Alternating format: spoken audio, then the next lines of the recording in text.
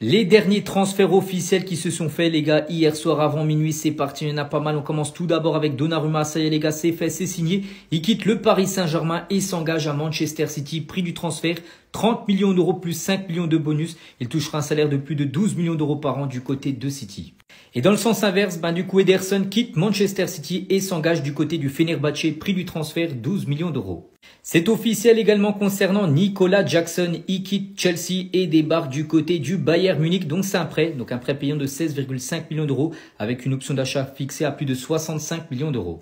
C'est officiel également concernant Yohan Wissa. Il quitte Brentford et s'engage du côté de Newcastle. Prix du transfert environ 70 millions d'euros, bonus compris. Et à noter que Yohan Wissa devient le joueur congolais le plus cher de l'histoire du football. Il dépasse Wan-Bissaka qui avait été transféré à Manchester United pour plus de 55 millions d'euros il y a quelques années. C'est officiel également concernant le Marocain Nayef Aguerd. Il quitte West Ham et s'engage du côté de l'Olympique de Marseille. Prix du transfert 23 millions d'euros.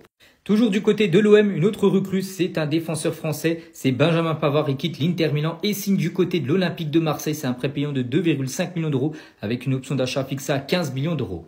Et pour le remplacer du côté de l'Inter, l'Inter a déjà trouvé son remplaçant, c'est Manuel Akanji. Il quitte Manchester City et s'engage du côté de l'Inter Milan, près de 2 millions d'euros avec une option d'achat fixée à 15 millions d'euros.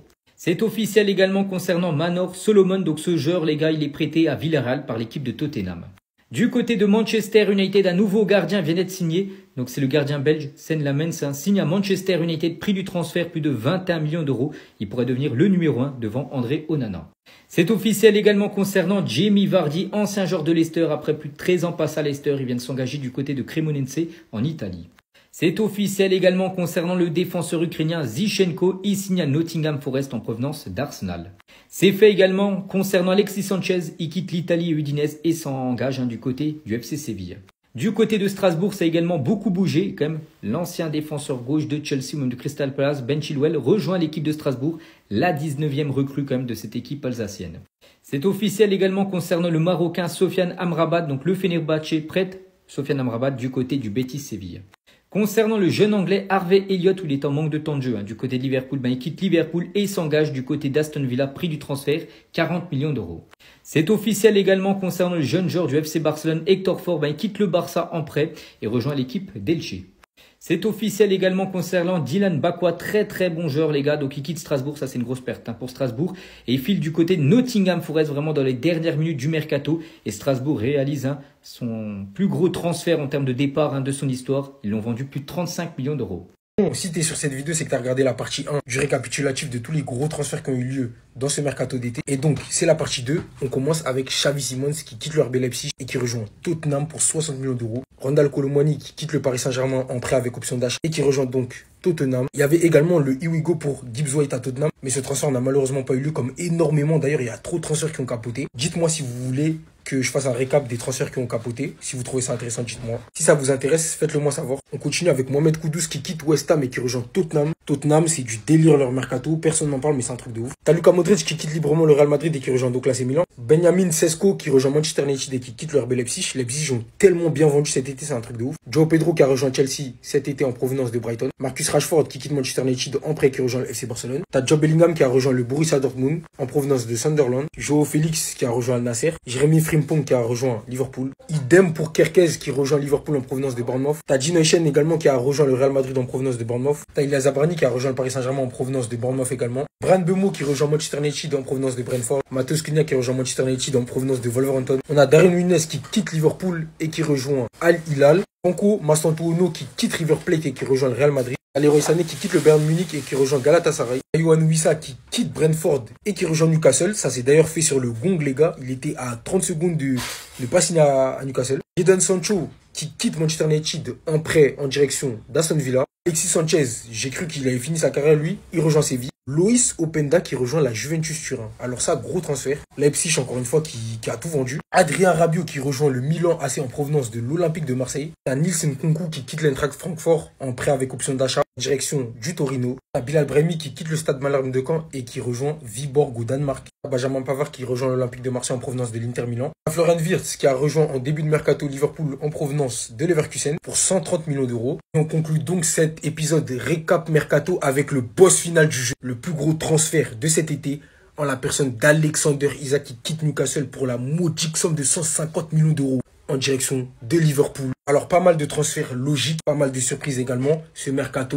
a animé l'été et j'ai kiffé. Franchement, c'était un kiff pour moi de suivre ce mercato. Ça faisait longtemps que j'avais pas pris du plaisir à voir des signatures, que j'ai pas été autant hypé, que ce soit Eze, Liverpool, etc. La première ligue, on en reparlera dans une autre vidéo, c'est du grand n'importe quoi. C'est eux qui ont fait quasiment la moitié des dépenses sur ce mercato. C'est un truc de malade, en fait, faut se rendre compte du truc. On parle souvent de Liverpool, etc. Mais Tottenham aussi s'est bien renforcé. Et ça montre encore une fois de plus à quel point ce championnat est différent des autres. Ils sont dans un autre monde, tout simplement. Dites-moi si vous avez apprécié la vidéo, n'hésitez pas à soutenir, republier, partager, liker, bref, commentez, faites tout ce que vous pouvez. Venez sur Snap, venez sur Instagram, venez partout, c'est Garsem, partout vous me cherchez. Merci pour votre soutien, restez sobre, abonnez-vous les gars, ça attrape. Je pense que je vais choquer personne en vous disant qu'on a assisté au plus grand mercato d'été de l'histoire du football. C'est en tout cas le mercato qui compte le plus de dépenses au 21e siècle. Des milliards d'euros dépensés quand tu cumules tous les transferts. Alors peut-être que certains ne considéreront pas ça comme étant le meilleur mercato de l'histoire. Mais une chose est sûre, c'est qu'on a assisté à la meilleure dernière journée du mercato de l'histoire. J'ai jamais vu autant de transferts lors d'une dernière journée. Et j'ai décidé de vous résumer les plus gros transferts de ce mercato. Évidemment, c'est mon job. Je pense que je vais le faire en deux parties parce qu'il y a trop de transferts. Comme ça, vous serez au courant de tout parce que certainement vous avez raté des transferts. Préparez vos popcorn, accrochez-vous bien parce que ça va aller très vite. On commence avec Kingsley Coman qui quitte officiellement le Bayern Munich en direction de Al Nasser en Arabie Saoudite. Ryan Cherki qui rejoint Manchester City de Pep Guardiola. Gyökeres qui signe à Arsenal. Kevin De Bruyne qui quitte officiellement Manchester City pour le Napoli. Luis Diaz qui quitte officiellement le Bayern pour Liverpool. Victor Osimhen qui rejoint définitivement le Galatasaray pour 70 millions d'euros. L'un des transferts dont on a énormément entendu parler.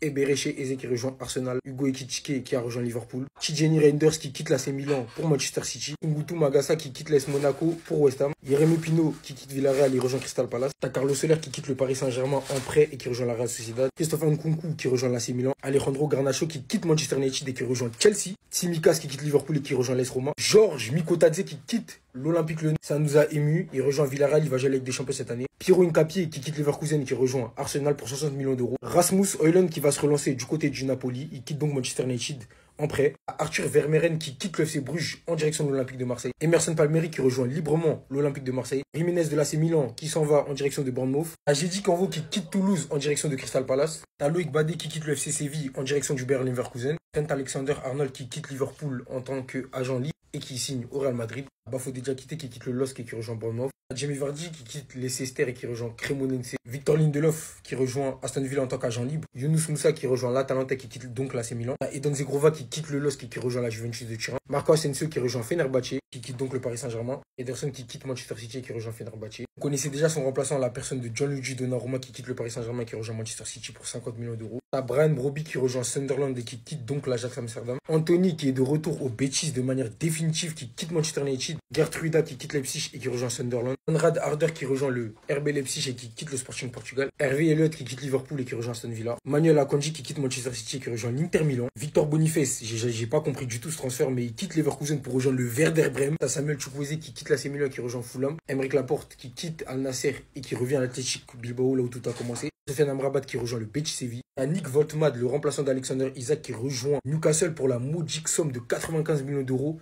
en provenance de Stuttgart. T'as Nicolas Jackson qui est le seul joueur d'histoire à avoir eu le droit à un Here We Go Again parce que son transfert c'était du grand n'importe quoi également, qui rejoint le Bayern et qui quitte Chelsea pour 80 millions, 15 000 de prêts et 65 millions d'options d'achat. Du coup, je vais faire une partie 2 parce que ça va être trop long les gars. Donc vous n'avez pas d'autre choix que regarder la prochaine vidéo. Restez sobre, abonnez-vous les gars, ça attrape. A frôlé le drame les amis, on a failli perdre Raúl Asensio. Je tiens déjà à vous informer que notre cher Carvajal a fait l'éloge de Lamine Yamal hier. Selon lui, Lamine Yamal peut marquer une époque et il enchaîne en disant: je le vois comme toujours, il n'a pas changé depuis l'an dernier. Les gens doivent comprendre que c'est compliqué à gérer. C'est un garçon de 18 ans qui est déjà référent au Barça. Il commettra des erreurs comme nous tous. Donc voilà, tous ceux qui passent leur temps à critiquer Lamine Yamal, vous êtes servis. Et du côté du Bayern Leverkusen les amis, après le refus de Xavi Hernandez pour venir remplacer Ten Hag, ils sont désormais rabattus sur Raúl, l'ancien entraîneur du Real Madrid B. En fait là ils veulent refaire la même chose qu'ils ont fait avec Xabi Alonso. Dans leur tête, tout entraîneur qui a réussi en équipe B du Real Madrid pourra réussir à Leverkusen. Et d'ailleurs, j'ai une bonne nouvelle pour tous les Madrilènes. Vous vous rappelez lors du dernier match du Real Madrid, le but d'Arda Güler qui a été refusé pour faute de main. Et bah dites-vous que là, dans les jours à venir, l'arbitre devra expliquer sa décision. Là, on nous dit, la décision de la main d'Arda Güler a été choisie comme l'une des décisions que le comité technique des arbitres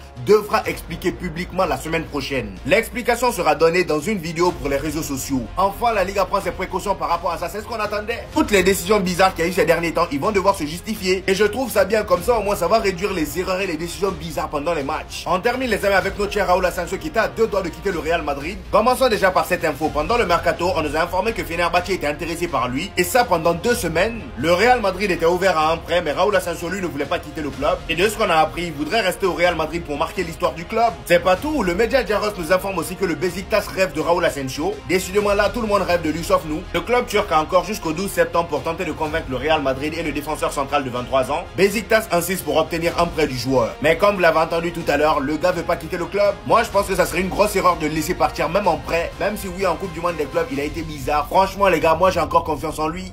Oh, le Real Madrid n'a pas pu faire ça?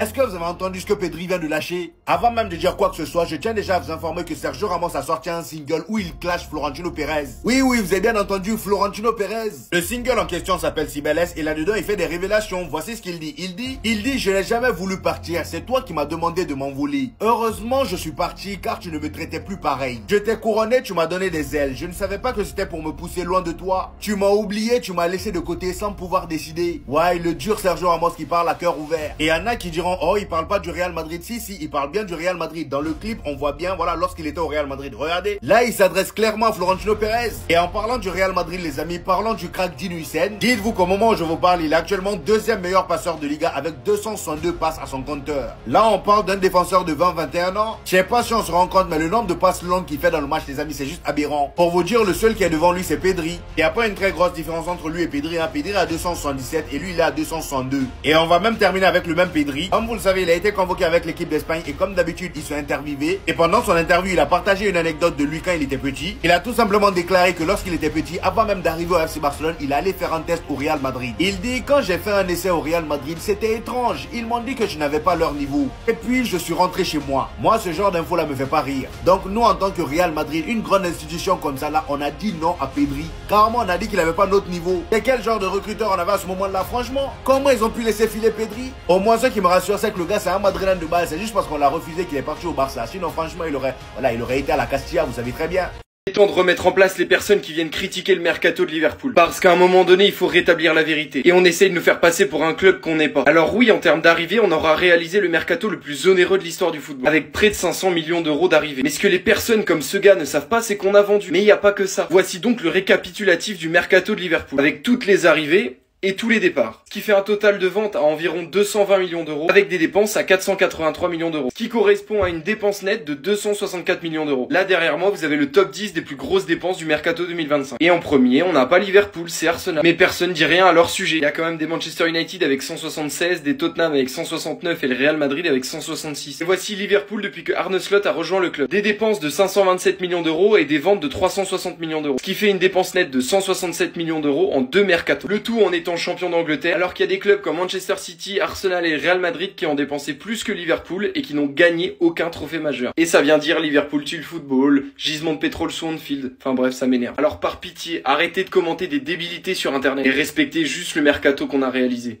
Alors là, cette nuit, les Here We Go se sont enchaînés. Voici tous les gros transferts qu'il y a eu cette nuit. On commence par Donnarumma, les amis, qui a signé avec Manchester City. La visite médicale est prévue pour cet après-midi. On nous dit qu'un accord à long terme a été finalisé il y a quelques semaines. Et tout est finalisé entre les deux clubs après la signature d'Ederson à Fenerbahçe. Donc Ederson, l'ancien gardien de Manchester City, lui, il a signé avec Fenerbahçe. On enchaîne les hommes avec un autre joueur, Randal Kolo Muani. Son transfert vers la Juve a capoté. On nous dit que le Paris Saint-Germain a mis fin aux négociations après que la Juve ait procédé à de nombreux changements dans la structuration du deal. Et à la dernière minute, on apprend par Fabrizio Romano que Randal Kolo Muani est un nouveau joueur de Tottenham. Ah oui, ça part très vite. Après, attention, il y a le média L'équipe qui nous dit qu'il a aussi trouvé un accord avec Aston Villa. Et ici, on a plus confiance en Fabrizio Romano que le média L'équipe. On enchaîne les hommes avec un autre gros transfert de cette nuit, Alexander Isak. Son dossier avait pris beaucoup plus de temps que prévu, mais ça y est, il a signé avec Liverpool. Et c'est pour la belle somme de 150 millions d'euros. C'est énorme. Dites-vous que là, on est sur le transfert record de Première Ligue. Il n'y a jamais eu plus que ça. Ah, Liverpool, vraiment chapeau. Avec l'arrivée de Trent Alexander-Arnold, voici la gueule de leur équipe. Je sais pas s'ils vont jouer désormais en 4-3-3 ou en 4-4-2. Et ce qui est sûr, c'est qu'Alexander Isak ne vient pas pour être remplaçant. Il va sûrement jouer en pointe avec Ekitike ou soit Ekitike va jouer en tant qu'ailier. On termine les hommes avec notre cher Marc Guéhi, l'ancien joueur du FC Barcelone. Chelsea a conclu un accord avec Sunderland pour résilier le prêt de Marc Guéhi. Il va donc retourner à Chelsea. Je sais même plus où donner de la tête, ça part dans tous les sens. Liverpool vient encore une fois de boucler 2 transferts en même pas 24 heures. Le pire c'est que là on parle pas de transfert de 1 million, non. Juste dans ce mercato là les amis, ils ont dépensé plus de 500 millions d'euros. Comment c'est possible? C'est tout simplement le mercato le plus cher de l'histoire, j'ai jamais vu ça. J'espère vraiment que toutes ces dépenses là vont servir à quelque chose parce que là c'est beaucoup trop. En première ligue vous avez intérêt à terminer premier, là de toute façon c'est bien parti pour vous donc je m'inquiète pas trop. Et en Ligue des Champions c'est minimum demi-finale, même ça je suis trop gentil. Avec cette somme colossale que vous avez dépensée là, vous êtes censé remporter tous les trophées. Et ici les amis c'est toutes les ventes qu'ils ont réussi à réaliser lors de ce mercato. Et dites-vous que même en termes de vente, ils ont battu un record aussi. C'est tout simplement le mercato le plus onéreux de son histoire. Luis Diaz est parti pour 80 millions d'euros, Darwin Núñez 55 millions d'euros, Harvey Elliott 40 millions d'euros. Harvey Elliott qui désormais est un joueur d'Aston Villa, il est parti sous forme de prêt avec obligation d'achat de 40 millions d'euros. Donc c'est pas un transfert direct. Jarel Cancé est parti pour 40 millions d'euros, Ben Dewak pour 29 millions d'euros, Keller pour 21 millions d'euros, Trent Alexander-Arnold 10 millions et pour terminer Taylor Morton 15 millions d'euros. Franchement c'est pas mal, ils ont bien géré leur vente. Et c'est au niveau des achats là, moi je suis pas trop d'accord. 150 millions d'euros les amis pour Alexander Isak. Je dis pas qu'il les mérite pas, mais franchement c'est beaucoup trop. C'est le transfert le plus cher de l'histoire de la première ligue, dites-vous. Visiblement, c'est pas parce qu'on ne joue plus que le jeu s'arrête. Nous venons à peine de finir le mercato. Rooney Bardi a été inscrit en équipe B et on nous envoie déjà un tacle. Gomez, DG de la Liga, a été interrogé sur Bardi et il en a profité pour avertir le Barça. Tu enregistres un nouveau joueur pour la B qui a un plus gros salaire que certains de l'équipe A. Si tu veux mon accord, il va falloir l'enregistrer dans la A. Comme je vous l'avais dit, il nous avait dit de l'inscrire en équipe A, pour je ne sais quelle raison. Je sais qu'il y en a qui feront la polémique entre Rooney Bardi et Massantuno, mais le problème, la différence entre le Real et le Barça, même si c'est injuste, et même si Massantuno est inscrit en équipe B, c'est que le Real a sûrement la capacité de l'inscrire en équipe A. Donc dans tous les cas, vous voulez que la Liga lui reproche quoi? Alors que le Barça, nous savons en aucun cas si nous avons la capacité de l'inscrire en équipe A. Donc on l'inscrit peut-être en équipe B pour contourner le fair play. Mais bref, à un moment dans ce championnat, faut se remettre en question. Vouloir chercher des poux à une des équipes qui fait vivre son championnat chaque week-end, c'est ridicule. La Liga est tombée tellement bas en termes d'arbitrage, en termes de technologie, on n'a toujours pas la goal line. On a des stades calamiteux, on a des stades où il n'y a pas de VAR. De très mauvaises personnes qui dirigent ce championnat et qui sont simplement en train de le salir. Et qui constamment s'amusent à mettre des bâtons dans les roues à certaines équipes de championnat. Rien qu'au vu du nombre de joueurs qui n'ont pas été enregistrés, donc certains sont obligés de vendre et vous vous rendez pas compte à quel point ça appauvrit et à quel point ça rend moins compétitif ce championnat. Enfin bref, on verra comment ça va se finir. Sinon vous les gars, vous en pensez quoi? Ramenez-nous sur Snap, on s'ennuie. Ça, je m'y attendais pas. C'est clairement le transfert le plus triste de ce mercato. Et vous allez comprendre pourquoi. Déjà, commençons par le commencement. L'an dernier, Victor Boniface était l'attaquant phare du Bayer Leverkusen. Il a d'ailleurs contribué au succès de Xabi Alonso sur la scène nationale et internationale. Et après une telle saison, tout le monde s'attendait à ce qu'il signe dans un gros club. Le mercato arrive, il y a des rumeurs qu'il envoie du côté de l'AC Milan, mais rien n'est sûr pour l'instant. Cependant, en coulisses, ceux qui étaient en préparation, les amis, c'était son mariage. Il avait prévu de se marier avec cette jeune demoiselle que vous voyez là. Sauf que malheureusement, à la dernière minute, le mariage a été annulé et vous allez me demander pourquoi. Tout simplement parce que la meuf s'est rendue compte que tous les biens de Victor Boniface étaient au nom de sa mère et pas à son propre nom. Et clairement, là, on nous dit, la fiancée de Victor Boniface annule le mariage après avoir découvert que tous ses biens étaient au nom de sa mère. Donc c'est elle-même qui a pris la décision d'annuler le mariage. Il a utilisé la même virgule, la même technique qu'Achraf Hakimi. Jusqu'à là, les amis, on peut dire que c'est une bonne nouvelle pour lui, étant donné qu'il n'est pas tombé dans le piège. Et bah malheureusement pour lui, les amis, la mauvaise nouvelle était à venir. Il y a quelques semaines, Fabrizio Romano nous donne le Here We Go de Victor Boniface à l'AC Milan. Tout était bouclé. Sauf que comme vous le savez, qui dit transfert dit test médical. Il arrive à l'AC Milan. Malheureusement pour lui, encore une mauvaise nouvelle, il passe pas la visite médicale. Tout ça à cause de son genou, les amis. Regardez-moi ça. À cause de toutes les opérations qu'il a eues au genou, il a les genoux en compote désormais. Au moment de la visite médicale, on nous a dit que l'AC Milan était inquiet au sujet du genou de Victor Boniface. Finalement, le transfert est annulé. Et hier, gros coup de théâtre, Fabrizio Romano nous informe que Victor Boniface signe avec Werder Bremen. Il est quitté du Bayer Leverkusen pour Werder Bremen. Le downfall est terrible, même si ça reste quand même un bon club, ça va. Et vous vous rendez compte que le gars de base, il devait aller à l'AC Milan. AC Milan.